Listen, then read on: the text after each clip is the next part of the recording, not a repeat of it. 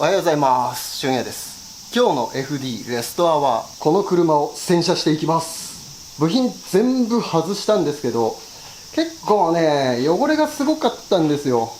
こう泥とか砂とかこういうのもそうだし、なぜかこのカウルトップの中にはこんななんかビニールくずみたいなこんなのが入ってたりとか、あと車内も結構ねこうゴミとかねいっぱい転がってて、トランクルームはサビとかもすごいんで、このサビ汁もね綺麗に落としてボディの状態、どこにサビが出てるのかとかを把握したいので、一回綺麗に洗車します。それじゃあ作業行ってみよう。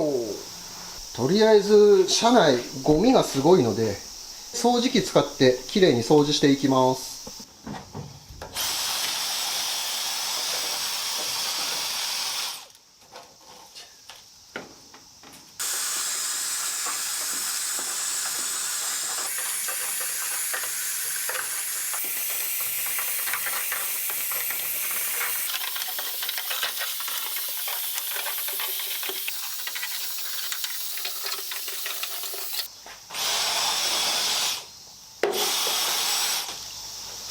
さすがにこれは掃除機じゃまずいよな。一回避けよう。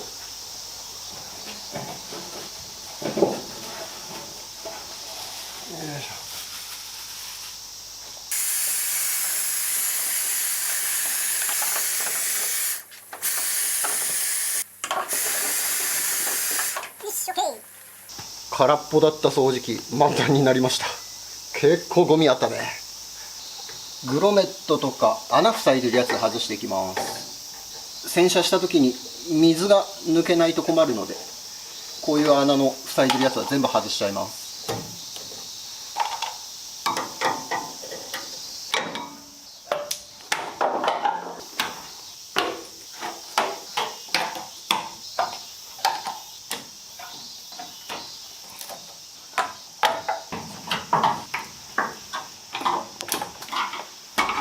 グロメット全部外し終わったので、洗う前に一回物取り、どれだけ汚れがきれいになるのか。これ今フロントのホイールハウス、そして車内こんな感じです。もちろん車内のグロメットも全部外しました。問題はこのサビ汁がちゃんと落ちてくれるのかどうか。そしてトランク周り、こっちはトランクの下側、フロアパネルですね。下側から取ってます。あとテールランプの取り付け部分、そしてバックドアがつく部分とこんな感じ。そしてエンジンルーム、コアサポートも結構こう苔が生えてたりとか、サビもまあまああるね。そしてカウルトップ、外側の見えないところの汚れはというとこんな感じです。まあまあ汚れてるね砂が溜まってる。今撮影してるのがねカウルトップの中、そしてここがフレームの中、ちょこちょこサビあるけどそんなひどくないね。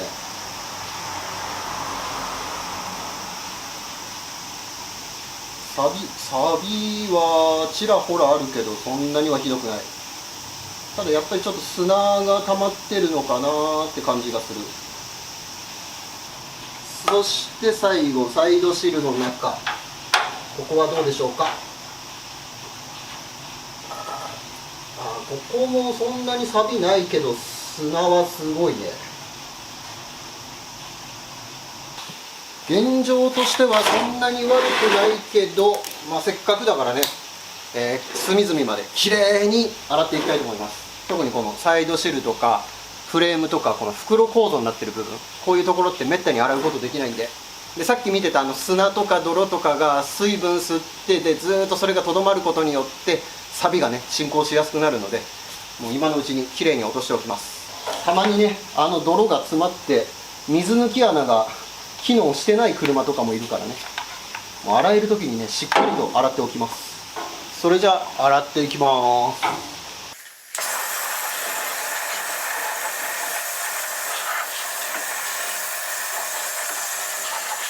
めっちゃ綺麗になんじゃん。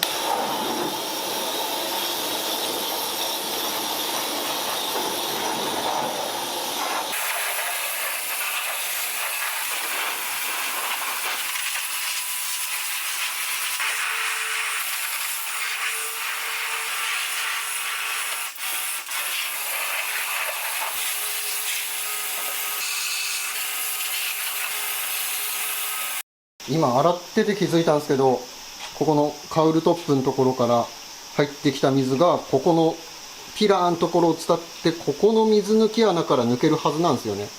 ただ水抜けてこないです。この中ね、チャッポチャポに今水溜まってる状態。多分ここの穴詰まってるんで、ブラシでつっついてみる。ああ、ほら流れてきた、流れてきた。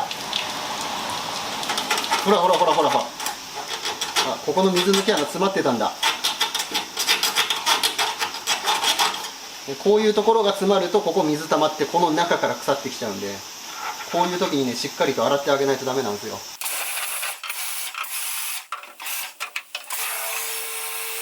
ちゃんと通ったね。こっちまだ詰まってるかな。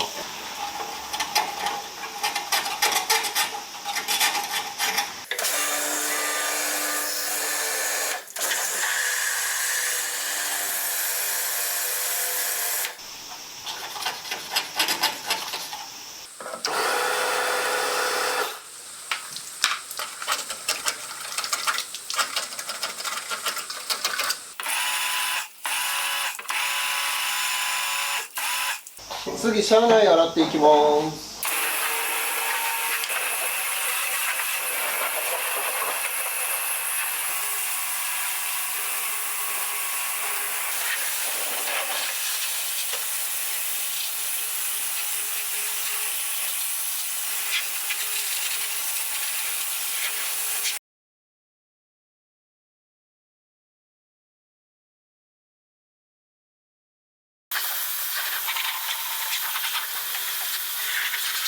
そしてこれカメラちょっと移動して、ここにね、サイドシルにつながってる穴が開いてるんで、こっからも水入れます。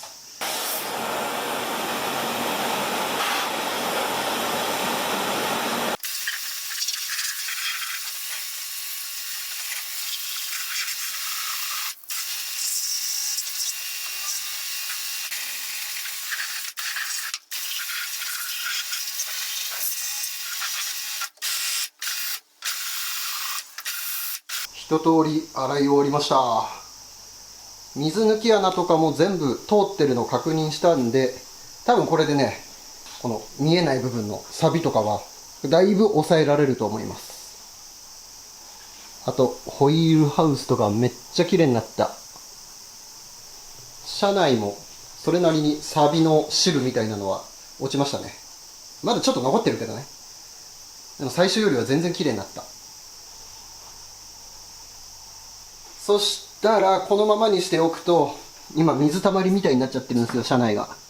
これはね、さすがにサビの原因になっちゃうんで、タオル使って車内の水を吸い取っていきます。あ、これ汚れが溜まってるね。まあこんな感じでタオルで拭けば汚れも取れるんで、こんな風に水吸い取って、で細かいところに入ってる水分はエアブローで全て乾かしていきたいと思います。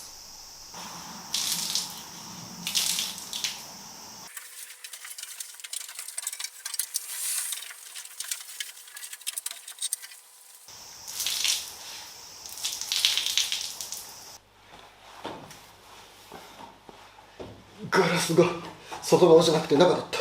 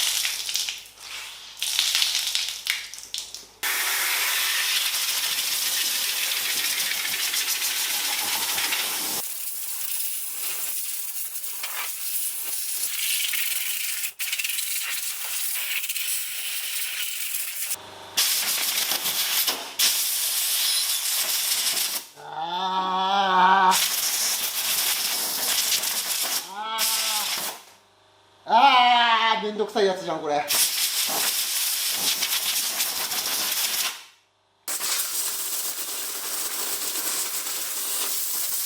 どうせなら高圧洗浄で全部剥がれてくれればよかったのに。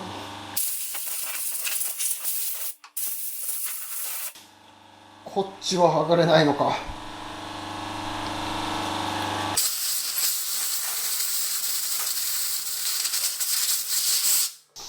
はい、ということで一通り洗車が終わりました。だいぶ綺麗になったね。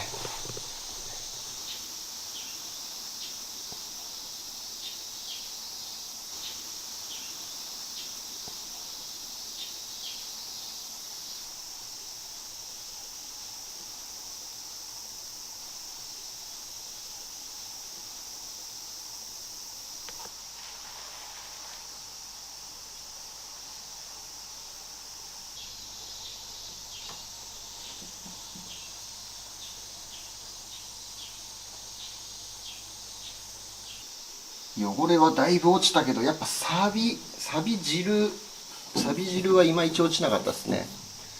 ちょっと残ってる。シミみたいになって残ってる。あと、汚れが落ちたことによって、サビがしっかりと分かるようになりました。意外と錆びてるね。この水の溜まる部分。こっちもそう。この辺もサビが来てる。カウルトップのところはめっちゃ綺麗になった。泥詰まってたからね。溜まってたからね、この中にね。それもなくなって、ただこの塗装が剥がれるのどうにかしてくんないかな。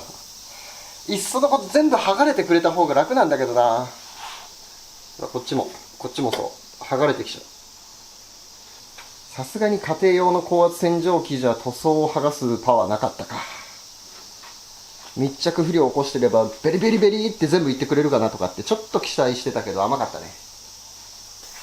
エンジンルームはこの薄汚れたシミみたいな汚れの膜みたいなのは落ちなかったけど、それ以外泥とかそういうのは全部吹っ飛んで綺麗になったので、こんな感じになりました。こっち側もこんな感じ。コアサポートはこけなくなって綺麗になったね。ということで、とりあえず全部ボディ洗い終わって今こんな感じなんですけども、この車の作業を開始したのが夏でよかったね。今の時期だから洗えたと思う。冬場だったらね、もう乾かないからね。一回水で濡れちゃうと乾かないから、乾かすのに作業時間もかかっちゃうし、なんだったら乾かしてる間に錆が進行しちゃうしみたいな、そういう可能性もあるから、多分冬場だったらこんな洗い方してなかったと思う。今の時期だからこそできるやり方かな。一応エアブローで、全体的に乾かしはしたんですけど、まだパネルの合わせ目とかに水分残ってると思うんで、一応ちゃんと乾かしたけど、やっぱまだ若干水分残ってるもんね。エアブローで飛ばしはしたけど、まだこんな感じなんで、この状態で例えば、塗装を研いだりとかなんか作業してホコリが乗っかるとね、この水分と混ざってここにベタッと乗っかっちゃって、またそれが湿気を呼ぶ原因になっちゃうんで、一回きっちりと水分を乾かしてから次の作業に移りたいと思います。この動画を見ている視聴者の方に質問があります。エアコンの配管なんですけど、これワンオフで作ってるとか、配管リビルト修理やってるとかっていうお店知ってる方いらっしゃいませんかね。ちょうど2日前かな、ジムニーのエアコンパイプ腐食で穴開いちゃってガス漏れ起こしてエアコン壊れちゃったんですよね。でどうせ直すんだったら、もうエアコン一式全部新品とかリビルト品使ってきっちりと直したいなと思って、ただエアコン配管廃盤でもう手に入らないんですよ。エアコンのコンプレッサーとか、あとコンデンサー、エバポレーターとかはね、新品部品があったりとか、もしくはリビルト部品があったりとかするんですけど、配管がね、全然ないんですよ。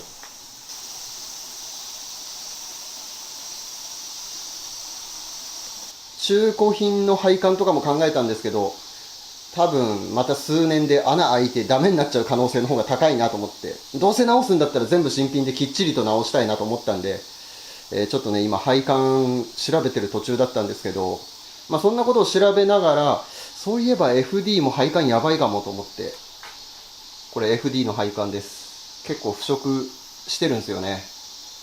でこれも新品部品手に入るかどうかわかんないんで、新品部品なかったらこれもどうしようかなと思ってちょっと悩んでたんですよ。だからどっかのお店でワンオフで作ってますよとか直してもらいましたよっていう方いらっしゃいましたら、動画のコメント欄で教えてください。もしくはうちの店で配管作ってますよとか、ショップの方、お店の方、もしそういう方いらっしゃいましたら、概要欄に Gmail がありますので、Gmail より直接ご連絡お待ちしております。ということで、水分乾くの待ってる間に、少しでも車作業進めたいからね、やれる作業を進めていきます。とりあえずこれ、アーム、足回りのアーム、これアルミなんですけど、サビがね、こう白サビが出てて見た目あんまり良くないから、これ綺麗にしていきます。現状こんな感じです。曲がりとかなんか欠けたりとかひび入ってたりとかそういうのはなくて、ただ単に見た目が汚い。使う分には問題なさそうなんだけど、見た目があまり綺麗じゃない。ということで、これサンドブラストかけて綺麗にしたいと思います。サンドブラストだったらね、細かいこういう溝の中まで綺麗にしてくれるし、多分これを綺麗にするにはそれが最適解じゃないかな。ちなみにね、このブッシュ類、アームについてるブッシュ、こういうのは、後々交換する予定なので、っていうかほらゴムが変形してちょっとセンターずれてるよね。こんな感じでもうブッシュもねそろそろやばそうな感じなので、後々全部交換する予定なので、マスキングとかせずにもうこのまま全部ブラストかけちゃいます。すごい曲がってない？この曲がり方、こっち側こんだけ変形してるもんね。ほらほら、すごい。これはさすがにブッシュ使えないからね。よいしょ、ドン。今回使っていくメディアはガラスビーズ、これでやっていきます。鉄じゃなくてアルミだから、なんかガラスビーズの方が表面この砕けたガラスのコーティング層ができて、なんか若干ツヤが出るとかなんとかわかんないけど、使ったことないからそういう風にネットに書いてあったんでガラスビーズを選びました。ネット情報によると、その表面のガラス層がアルミのその腐食の進行具合を遅らせてくれるとか、ツヤが出て見た目が良くなるとか、なんかすごくいいことばっか書いてあったんで、多分これでいいんじゃないかな。じゃあそれじゃあやっていきましょう。めんどくさいから2本同時に入れちゃおう。それでは部品がきれいになっていく様子をお楽しみください。ガラスビーズを使ってブラストをかけるのは今回が初めてです。選んだ番手は100番。アルミナに比べて削る力が弱いっていうんで、錆落としちょっと手こずるかなと思ってたんですけど、相手がアルミ部品だからかそんなこともなく、普通の鉄部品にアルミナで錆落としするような感覚で普通に使うことができました。削る力はエアーの圧力で変わってくるんですけど、だいたい使ってる時は 0.5 キロから 0.6 キロぐらいの圧力で使用してますかね。っていうかそれ以上圧力上がらないです。家庭用コンプレッサー2台でエアー供給やってるんですけど、そのぐらいの圧力までしか上がりきらないです。かなりねエアーの消費量が高い。今カメラには映ってないですけど、作業中はマスクとゴーグルは必須。あと耳栓もあった方がいいです。コンプレッサーも常に動きっぱなしだし、集塵機も回してるんでかなりね騒音がでかいです。でも外で聞くとそんなに音がしない。なぜならここはガレージの裏側囲われた場所でやってます。どこに設置してるかとか気になる方はぜひサブチャンネルをご覧ください。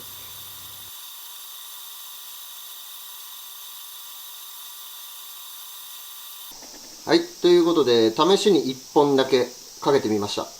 だいたいこれ1本やるのにね、20分ぐらいですね。ちょっとガラスの番手が細かかったかな。もうちょっと粗めの番手でやればもう少し早く終わったと思うんですけど。でもあんまり粗いと今度ツヤが出ないみたいなんで。はい、こんな感じです。めっちゃ綺麗になりました。ついでにこのボルトとかもかけてみたんですけど、鉄も結構ツヤ出るんですね、ガラスビーズでやると。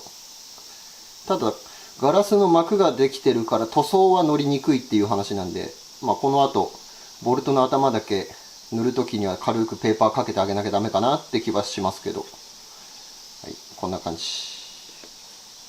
綺麗になったね、サビがね。あ、ビフォーアフターいきますか。こんな感じです。ビフォーアフター。全然違うね。手触りもね、こっちはもうガッサガサ。すごいガサガサ。爪が研げるんじゃないかっていうぐらいね、ガサガサしてます。こっちはツルツルです。全然もう指に引っかかるような感じはない。これだけ綺麗だったら変に塗装せず、このアルミの質感生かした方がかっこいいかもしれない。ちなみにこれ1本さっき20分って言ったと思うんですけど、20分、40分、1時間、1時間20分、1時間40分、もう本数いっぱいあるんで、全部やりきるとしたら相当時間かかると思います。ただ残念なことに、うちのコンプレッサー2台で稼働させてて、まあ、どうにかサンドブラスト使えるだけの圧力は確保できてるんですけども、この時期暑くてですね、30分稼働させるともうオーバーヒートして止まっちゃうんですよね。なので、アーム1本ブラストかけたら、また休憩取って、またブラストかけて休憩取ってみたいな、そんな感じで少しずつ作業を進めていきます。ダメだね。この時期暑くてほんとコンプレッサーがね、持たないです。すぐ止まっちゃう。とりあえずまだかけなきゃいけないのはね、いっぱいあるからね。ゆっくり合間合間で作業を進めていきます。それでは続きのサンドブラストの映像、ご覧ください。さっきブラストをかけてたアームの後ろ側にこの細いアームポツンと置いてあったんですけど、これブラストかけてないのに表面が綺麗になってました。多分手前側でブラストをかけてた飛び散ったメディアが後ろにあったサビを落としていたのかな。なんかそんな感じがしますよね。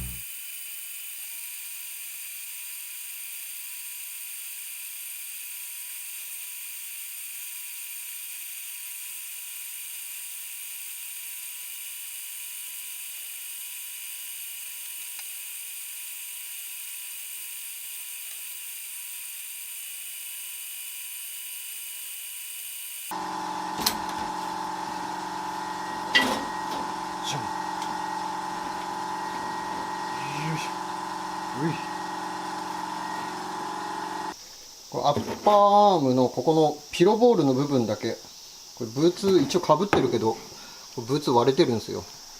で、ブーツだけ変えれば、ここのピロはね、まだ使えそうなんで、ピロは再使用したいから、メディアとかが入らないように、ここだけ養生して、ブラストかけていきます。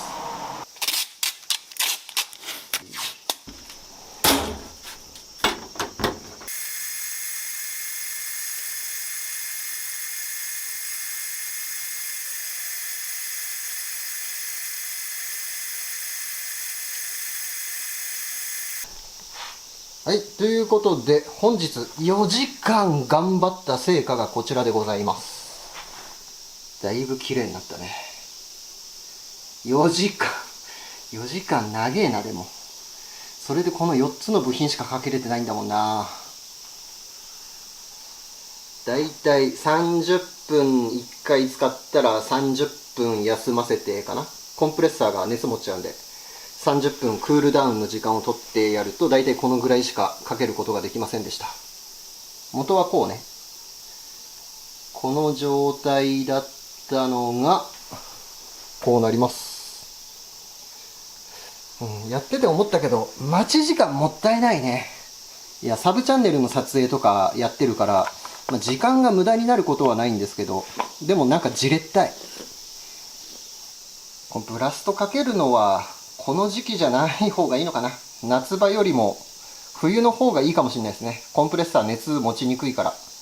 冬場だとね、1時間ぐらい使えるんですよ、コンプレッサー。ずーっと動かし続けても。だから、とりあえず今回はちょっと実験的な感じでこの4つかけてみましたけど、残りのアーム、今ここに4つあるでしょ。で、まだこっちにもあるでしょ。これもアルミなんですよ。で、他にも鉄のアームっていうか、コントロールロッドとか、まあこのブレーキのディスクもかけたいなと思ってるし、いろいろかけなきゃいけない部品たくさんあるんで、エンジンの部品、インマニとかもちょっとかけたいような気もしますもんね。あ、デフケースもある。まあ、どのぐらい綺麗になるかは分かったんで、あとは涼しくなったタイミング、もう少しブラストかけるのは時期ずらしてやっていきたいと思います。メインチャンネルになるかサブチャンネルになるか分かんないですけど、まあ見逃さないようにぜひ両方チャンネル登録よろしくお願いします。ということで今回の動画は FD のボディを高圧洗浄 C のアーム類をブラストかけの動画でした。まだちょっとボディしけってるからもうちょっとね乾かしときます。その間に次はエンジンかな。エンジンばらしてちょっと中見てみたいよね。ということで次回エンジンばらしいきたいと思います。見逃さないように。もういいか、さっき言ったね。はい、最後までご視聴ありがとうございました。また次回もご覧ください。バイ。